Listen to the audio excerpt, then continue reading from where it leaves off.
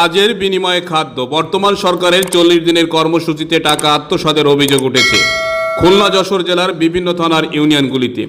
সরকার দারিদ্রতা বিমোচনে নানামুখী কর্মসংস্থানের উদ্যোগ নিয়েছেন, যার একটি অংশ বাংলাদেশ ইউনিয়ন পরিষদ ভিত্তিক কাজের বিনিময়ে খাদ্য। 40 দিনের কর্মসূচির ব্যাপক সাড়া ফেলেছে, যেখানে শ্রমিকরা নির্দিষ্ট সময়ে কর্মসংস্থানের মধ্য দিয়ে সরকারি তহবিল হতে হাজিরা প্রতি 400 টাকা পেয়ে থাকেন। নারী পুরুষ উভয়ে 40 দিনের কর্মসূচির সদস্য হতে পারে। 15 থেকে 20 জনের একটি দল উক্ত কর্মসংস্থানে অংশ নিয়ে থাকেন, যেখানে তারা ইউনিয়নের উন্নয়নমূলক কাজ করে, যাদের দিক নির্দেশনা দিয়ে থাকেন ইউনিয়নের ইউপি সদস্যরা, যে কাজের সভাপতিত্ব করেন পরিষদের চেয়ারম্যান।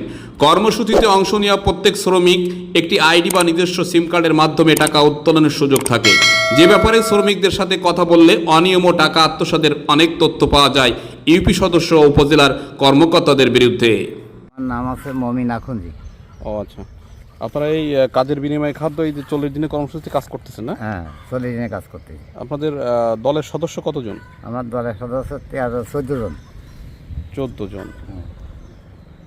এখন আছে 7 জন। তিনি টাকা আইছিল না, টাকা পাই নাই।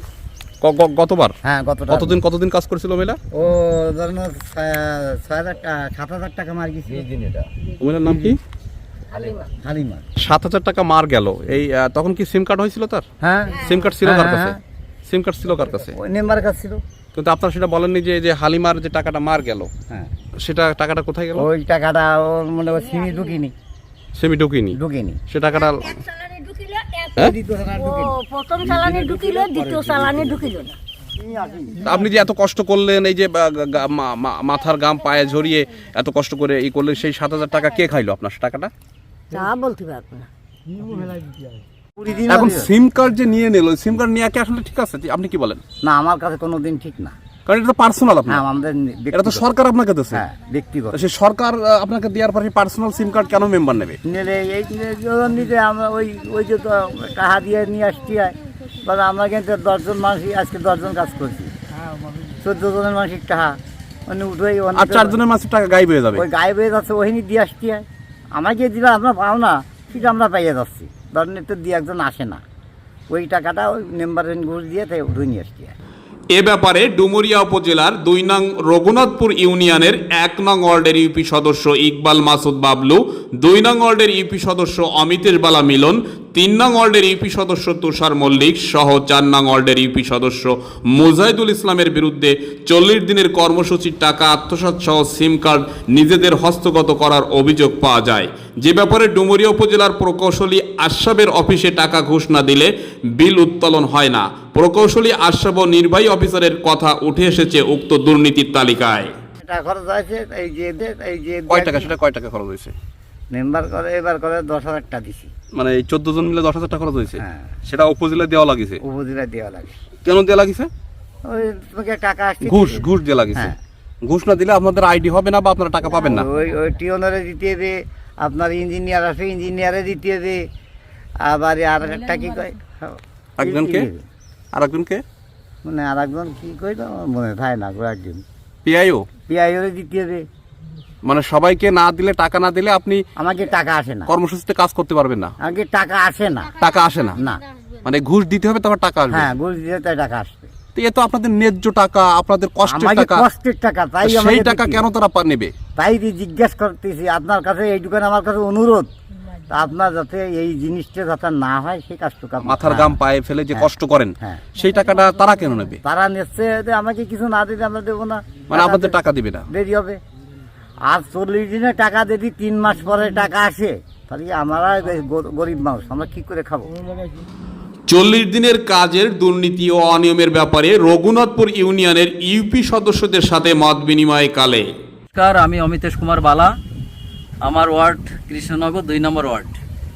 প্রধানমন্ত্রীর খাদ্যর বিনিময় কর্মসূচির ইতিমধ্যে শুরু হয়েছে।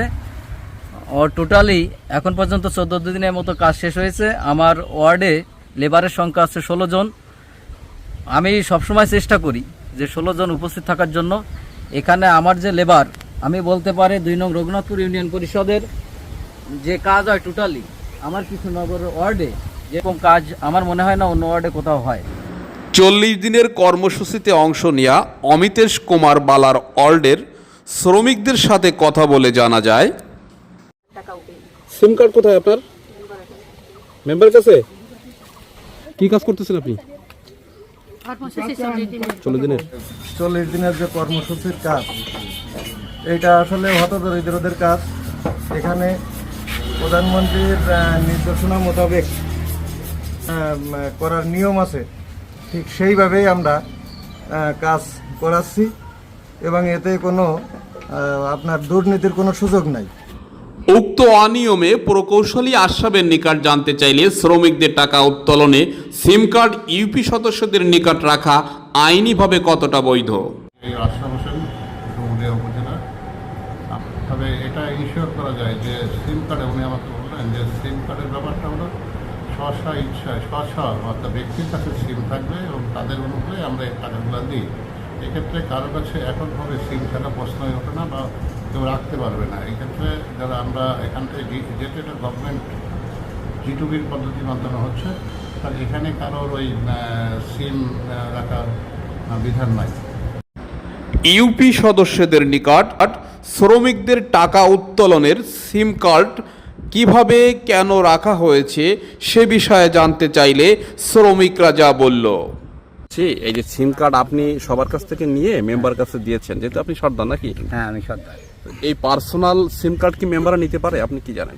আমি জানি কি যে আমাদের এই যে মেম্বার, এই সিম কার্ড কটা করে সব আমাকে দিতে হবে। আমি আমার এই যে দলের যে কজন আছি সব কয়জন নিয়ে মেম্বারের হাতে দিচ্ছি। আইডি তো আপনার, আমার কাজ করতেছেন আপনি, হ্যাঁ। টাকা পাবেন আপনি, হ্যাঁ। সেখানে মেম্বার কেন? সেটা সরকার তো সরাসরি আপনাকে সিম কার্ড দিয়ে দিচ্ছে, সেই সিম কার্ডে বিকাশ হোক নগদ হোক, সেখানে আপনার টাকা চলে আসবে কাজ করলে, হাজিরা উঠলে। ডুমুরিয়া উপজেলা প্রশাসন নির্বাহী অফিসার ও প্রধান প্রকৌশলী আশরাফের ব্যাপারে 40 দিনের কর্মসূচির বিল পাশের জন্য টাকা গ্রহণ করা হয় কিনা জানতে চাইলে আশরাফ বলেন, এ ব্যাপারে আমাদের দুর্নীতি বা টাকা গ্রহণ করার কোনো সুযোগ নাই। তবে উক্ত কাজের সভাপতি ইউনিয়নের চেয়ারম্যানের নিকট জানলে তথ্য পাওয়া সম্ভব।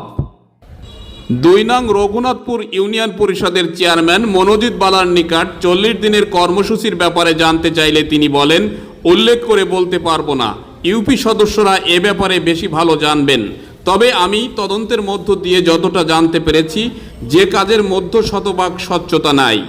অপর এক বর্ণনায় যশোর অভয়নগরে 3 নং চলিশিয়া ইউনিয়নে একইভাবে 40 দিনের কর্মসূচিতে নানা অনিয়মের কথা উঠে এসেছে ইউপি সদস্যদের বিরুদ্ধে, যে ব্যাপারে 3 নং চলিশিয়া ইউনিয়ন পরিষদের চেয়ারম্যানের সাথে মত বিনিময় করে জানা যায়, তিনি বলেন, আমার কাছে কোনো অনিয়ম দুর্নীতির আশ্রয় নেই। তবে যারা 40 দিনের কর্মসূচির টাকা আত্মসাৎ করেছে তাদের ব্যাপারে আইনি ব্যবস্থা গ্রহণ করা খুবই জরুরি। এ ব্যাপারে চলিশিয়া ইউনিয়নের 8 নং ওয়ার্ডের রবিউল ইসলাম ও 6 নং ওয়ার্ডের ফারুকের বিরুদ্ধে 40 দিনের কর্মসূচি হতে টাকা আত্মসাতের অভিযোগ তুলেছেন ভুক্তভোগীরা। গড়ে ধরো আগে সপ্তাহে 3 দিন করে আইলো, আর যে সপ্তাহে 6 দিন করে আইলো। আজকে তো কাজ হয়নি। কারণটা কি? তা কি এরকম কারণ আছে মেম্বার। কয়দিন মোট কতজনে কাজ করে? 18 জন না কয়জন কয় তা আসে না এরকম। আচ্ছা আচ্ছা, কেউ আসে কেউ আসে না। সব দিন আসে। বিল কি পেয়েছেন টাকার? না, এখনো পাননি? এটা কি মোবাইলের মাধ্যমে নেন নাকি? মোবাইলের মাধ্যমে। কত টাকা? মোটেও পাননি? না, প্রতিদিন হাজিরা কত আপনাদের? 400 টাকা। 400 টাকা।